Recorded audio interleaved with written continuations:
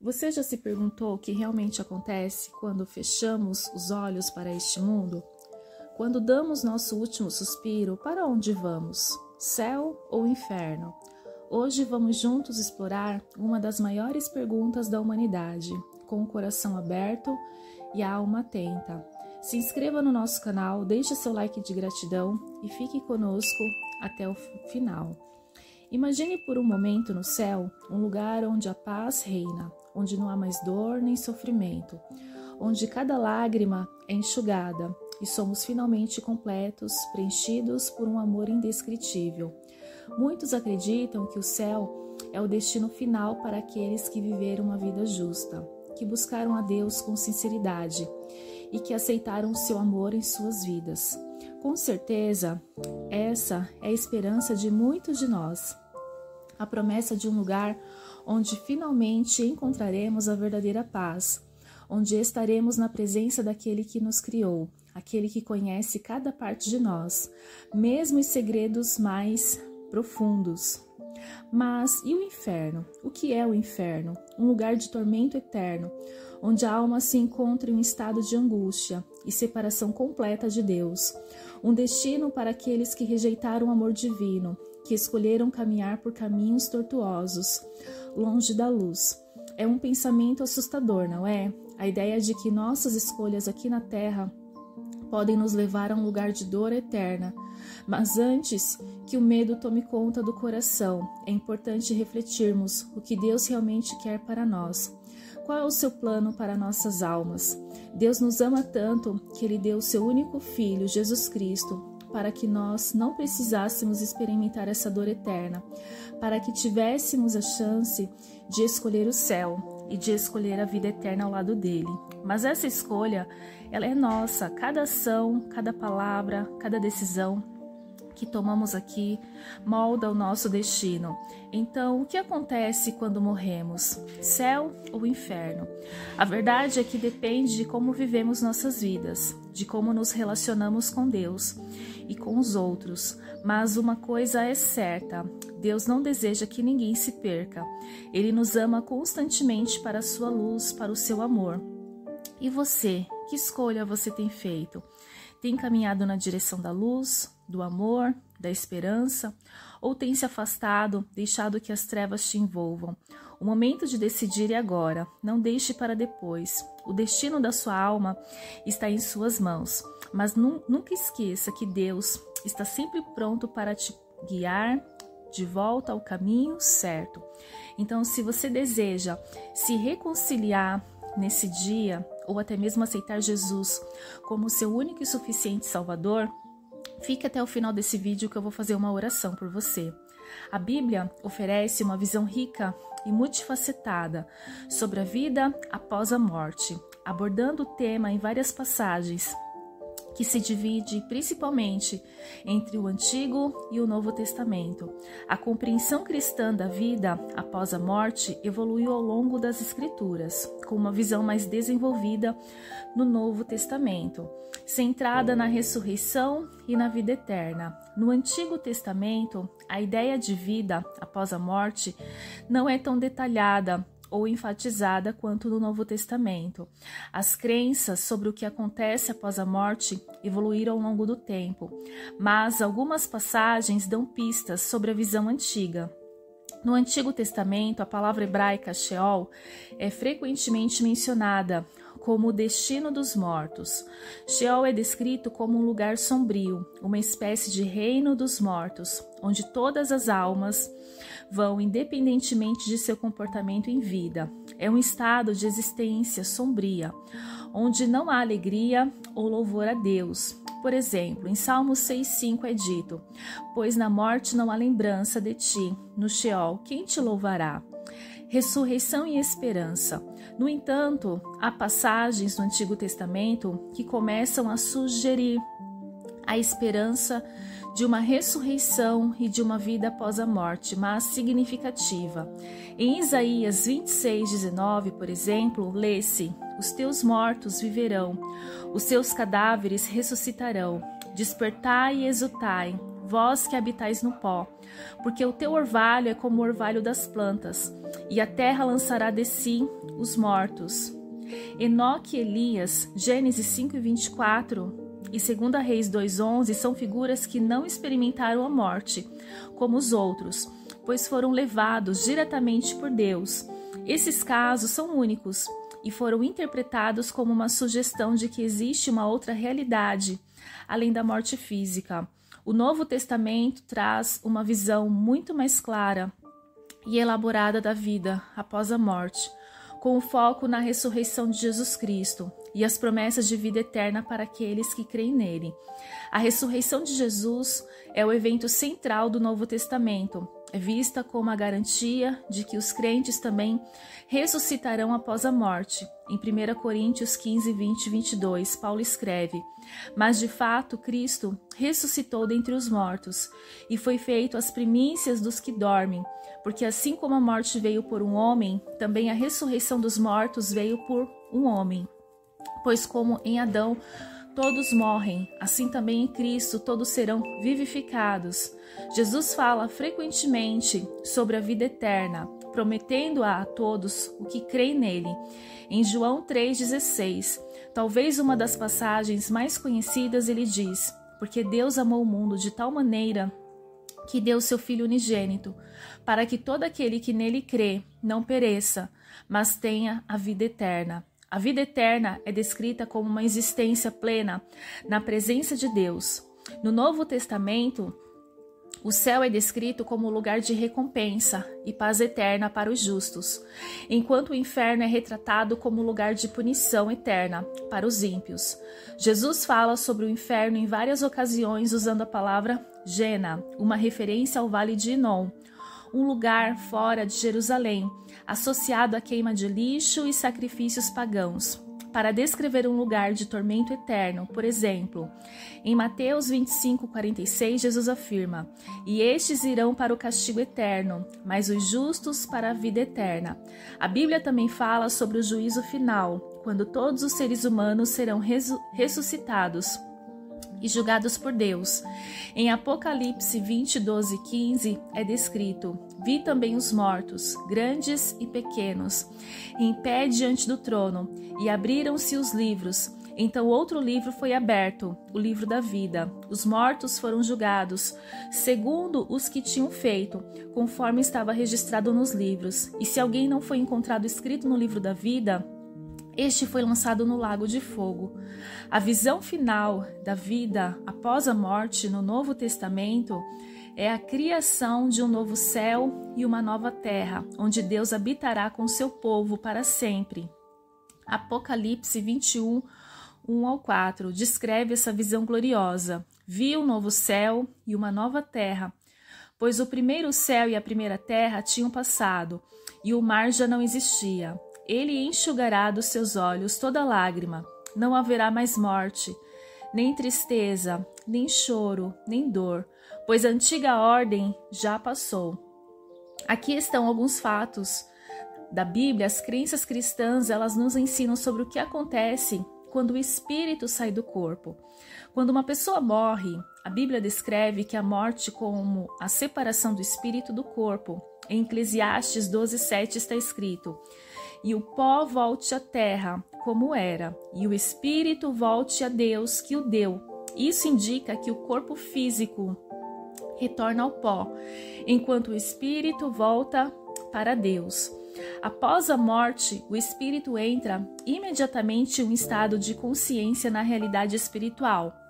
No Evangelho de Lucas 16, 19 e 31, na parábola do rico e Lázaro, ambos são imediatamente conscientes de sua situação após a morte. Lázaro no conforto de Abraão e o rico em tormento. Isso sugere que não é estado de inconsciência ou sono após a morte, mas uma percepção imediata da nova realidade espiritual.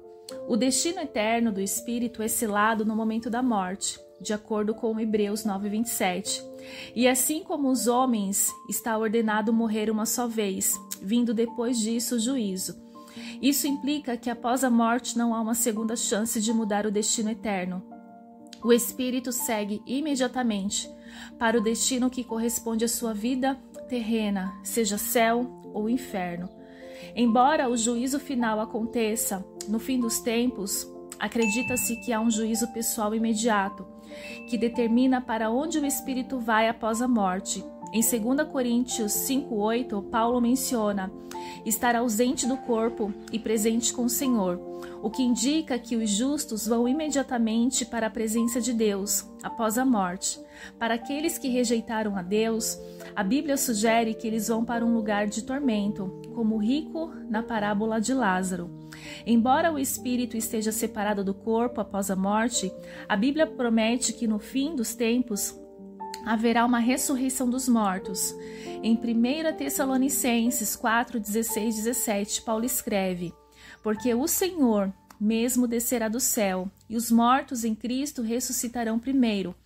Depois nós, os que ficarmos vivos, seremos arrebatados, juntamente com eles, nas nuvens, a encontrar o Senhor nos ares, e assim estaremos sempre com o Senhor.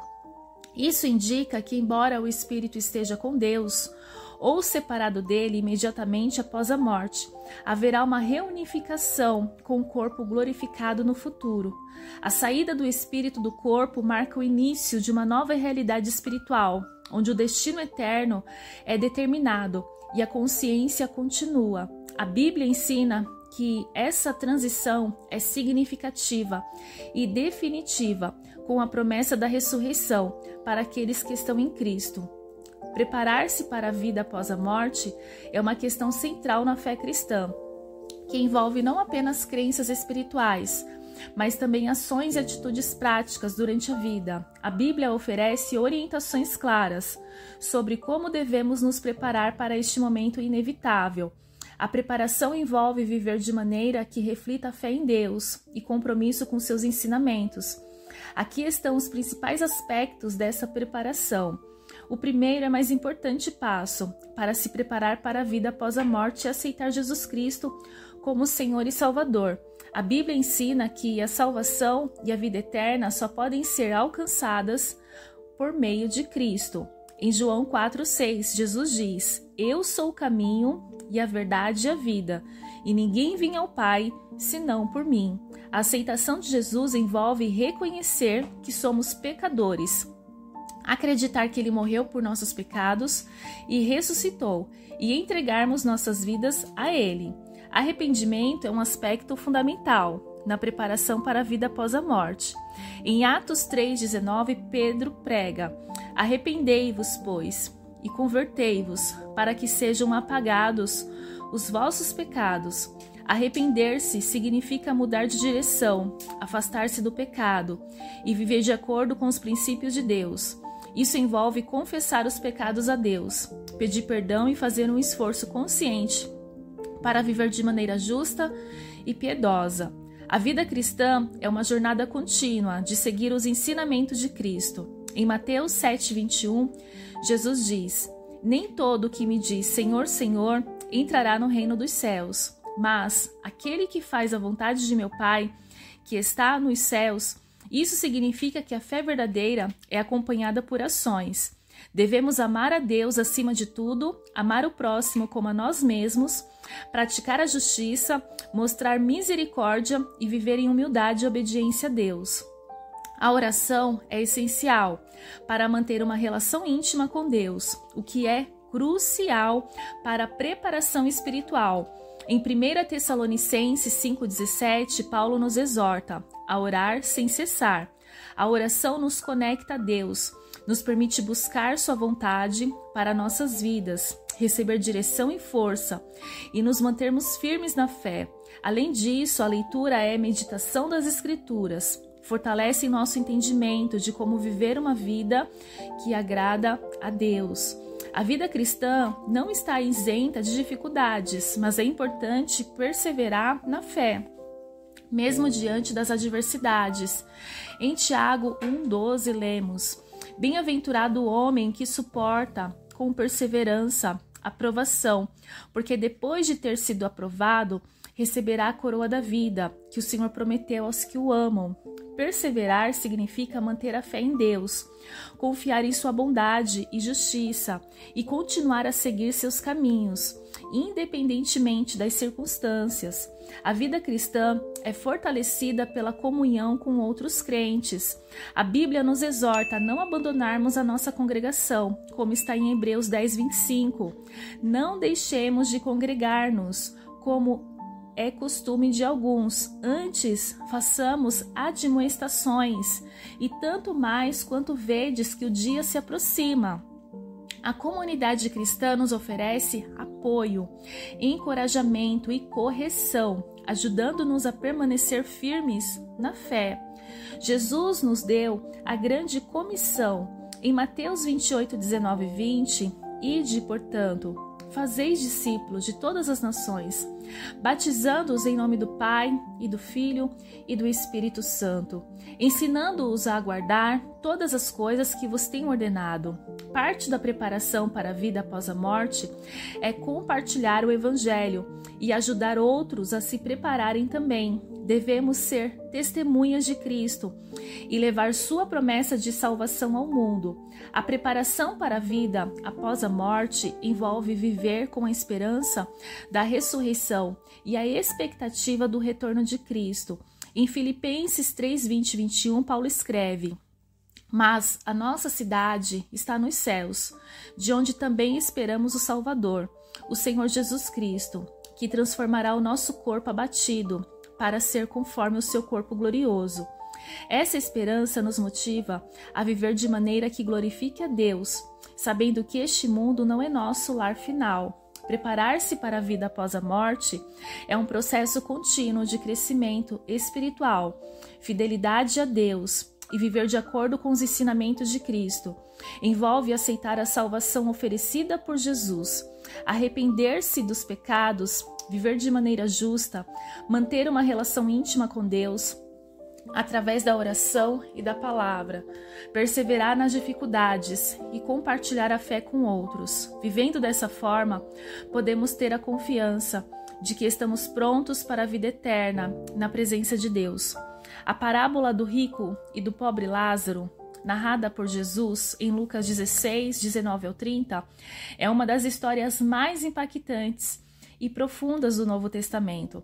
Através dessa parábola, Jesus ensina lições cruciais sobre a riqueza, a justiça, a compaixão e a realidade da vida após a morte. Vamos explorar em detalhes os principais exemplos e ensinamentos que Jesus deixou através dessa parábola. O rico, um homem que vivia em grande luxo, vestindo-se com roupas caras e desfrutando de festas diárias. Ele é o retrato de alguém que tem todas as posses materiais e que vive para o prazer e conforto pessoal.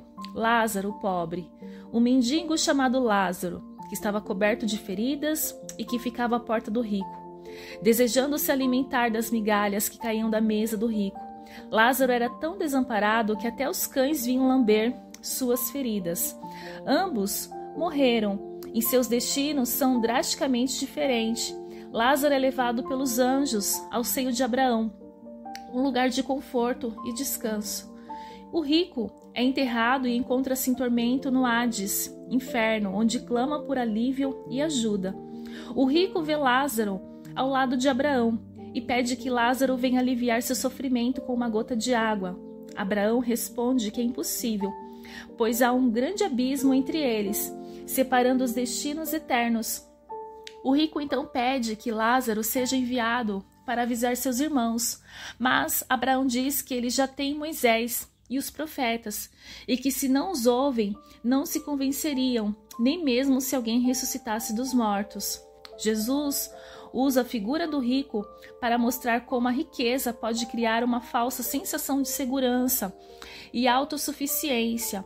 O rico tinha tudo o que o mundo poderia oferecer, mas ignorou as necessidades ao seu redor, especialmente as de Lázaro. A parábola ensina que a riqueza material não garante o favor de Deus, nem a entrada no céu. Em Mateus 6, 19 e 21, Jesus já havia advertido: não acumuleis para vós outros tesouros sobre a terra, onde a traça e a ferrugem corroem, e onde os ladrões escavam e roubam. Mas ajuntai para vós outros tesouros nos céus. Lázaro estava à porta do rico, em uma condição desesperadora, mas o rico escolheu ignorá-lo. A parábola destaca a responsabilidade que temos de cuidar dos necessitados e a importância da compaixão. Jesus ensina que a verdadeira riqueza é demonstrada em atos de amor e misericórdia, como também é enfatizado em 1 João 3,17. Ora, se alguém possui recursos deste mundo e vê seu irmão em necessidade, mas fecha-lhe o coração, como pode permanecer nele o amor de Deus? A parábola dá uma visão clara de que há consequências eternas para as escolhas que fazemos nesta vida. O destino de Lázaro e do rico após a morte ilustra a justiça de Deus. Lázaro, que sofreu na terra, agora está em conforto. O rico, que viveu em prazer egoísta, agora está em tormento. Isso sublinha a ideia de que a vida terrena é temporária e que devemos nos preparar para a eternidade. Jesus ensina que após a morte, o destino das almas é irrevogável. Abraão diz ao rico que há um grande abismo entre o lugar do conforto e o lugar de tormento, o que significa que não há segunda chance após a morte. Isso enfatiza a importância de viver uma vida que esteja em conformidade com os ensinamentos de Deus, enquanto ainda temos tempo. O pedido do rico para que Lázaro seja enviado à casa de seus irmãos para diverti-los é rejeitado por Abraão, que afirma que tem Moisés e os profetas. Ouçam-nos, Jesus ensina que as escrituras são suficientes para guiar as pessoas, a verdade e a salvação. Se alguém não é convencido pela palavra de Deus, também não será convencido por sinais milagrosos.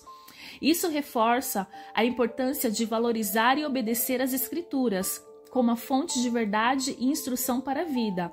A parábola do rico e do pobre, Lázaro, é um poderoso lembrete dos valores do reino de Deus. Jesus nos alerta sobre os perigos de viver para si mesmo e ignorar a necessidade ao nosso redor. Ele nos chama a viver com compaixão, a entender a realidade da vida após a morte e a valorizar as escrituras como a verdadeira orientação para nossas vidas. Através dessa parábola, Jesus nos desafia a refletir sobre nossas próprias vidas e a considerar se estamos realmente preparados para o destino eterno que nos aguarda. A parábola do rico e de Lázaro é uma história profunda que ressoa com lições eternas sobre a vida, a morte e o que vem depois. Jesus nos apresenta dois opostos, de um homem rico que viveu para si mesmo e para seus prazeres, e o de Lázaro, um homem pobre e sofrido que, apesar de suas circunstâncias adversas, encontrou consolo e descanso após a morte. Através dessa narrativa, Jesus nos alerta sobre os perigos de uma vida voltada para as riquezas materiais e a indiferença em relação ao próximo, mostrando que a verdadeira riqueza está em viver de acordo com os princípios do reino de Deus. A história também destaca a realidade da justiça divina, onde cada um receberá conforme suas escolhas na vida terrena. O rico, que teve todas as oportunidades de fazer o bem, ignorou a necessidade bem diante de sua porta e, no fim, enfrentou as consequências de sua negligência. Lázaro, por outro lado, apesar de sua miséria terrena, foi acolhido no seio de Abraão, um lugar de conforto e paz, mostrando que Deus vê e valoriza aqueles que sofrem e que há uma recompensa para aqueles que permanecem fiéis, mesmo nas adversidades. A imutabilidade do destino eterno é outro ponto crucial da parábola. O grande abismo que separa o lugar do tormento do lugar de consolo deixa claro que após a morte não há mais possibilidade de mudança de destino. Isso nos chama à urgência de viver hoje de forma consciente e alinhada com os ensinamentos de Deus. Por fim, Jesus nos ensina sobre a suficiência das Escrituras. Mesmo diante dos pedidos desesperados do rico, Abraão afirma que aqueles que têm acesso às Escrituras já possuem tudo o que precisam para viver de uma forma justa e alcançar a salvação. Não precisamos de sinais miraculosos para nos guiar. A palavra de Deus é suficiente. Essa parábola é um chamado à introspecção e à ação. Ela nos convida a reconsiderar nossas prioridades, a cultivar a compaixão e a generosidade e a viver com a eternidade em mente. Mais do que uma simples história, a parábola do rico e de Lázaro é um espelho que nos faz refletir sobre nossa própria vida e nosso destino eterno, nos desafiando a viver de forma que, ao final, possamos encontrar descanso e paz na presença de Deus. Em resumo, a Bíblia ensina que a vida após a morte depende de nossa relação com Deus. Para os que vivem em Cristo, há a promessa de ressurreição, vida eterna e habitação no novo céu e na nova terra.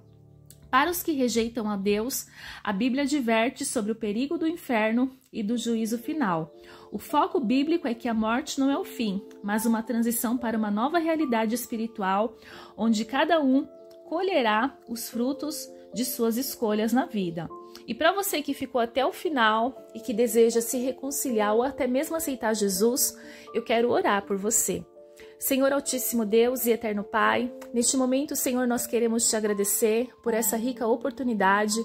Nós queremos te agradecer, Senhor meu Deus, por esse ensinamento e queremos também te agradecer, Pai, por todos aqueles, Pai, que neste momento foram tocados através do Teu Espírito Santo e que deseja, Pai, se reconciliar no dia de hoje. Pai, se porventura o nome dele ou o nome dela foi rabiscado do livro da vida, Pai, que neste momento o Senhor possa reescrever o seu nome.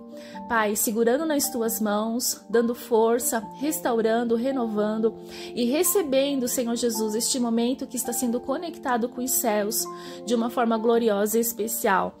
Porque nós sabemos, Pai, que aonde houver uma alma, uma vida, aleluia, Jesus, que se arrependa dos teus pecados, o Senhor recebe com alegria aí nos céus. E nesse momento, Pai, eu quero que o Senhor receba o teu filho, eu quero que o Senhor receba a tua filha com alegria, fortalecendo, restaurando, renovando e entrando com providência em todas as áreas da sua vida. Pai, no nome de Jesus, eu entrego cada um deles diante de ti, no nome do Pai, do Filho e do Espírito Santo de Deus. Amém? Para você que ficou até o final, se inscreva no nosso canal, ative o sininho, clique em todas para que vocês possam receber mais conteúdos maravilhosos como esse. E também deixe o seu comentário aqui, me diga o que você achou de toda essa história. Um forte abraço, fiquem todos com Deus.